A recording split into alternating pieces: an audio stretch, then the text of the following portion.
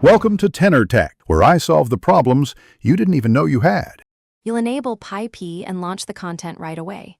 First, open Settings, go to Apps, then Special Access and choose Picture-in-Picture. Turn on PyP for the specific app you plan to use so Android can float it. Next, start playback or navigation in that app. Once it's playing, press Home or use the Home gesture to send the app to the background. Doing this makes the window appear.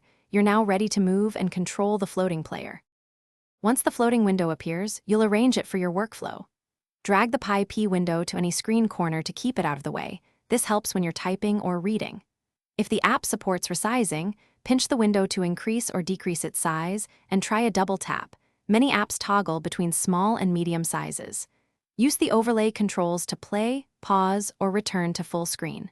Make sure to test the gestures so you can switch quickly while you work. To finish and get back to full screen, tap the PyP window to show the expand icon and press it. You'll return to the app immediately. To close PyP, drag it to the bottom left or bottom right edge or tap the close X when visible. If Picture-in-Picture isn't working, make sure you enabled PyP in Settings right arrow Apps right arrow Special Access and check the app's own PyP option. Also exclude the app from aggressive battery optimization. If needed, restart the phone and try again. Thanks for watching. Subscribe to keep your life in tune.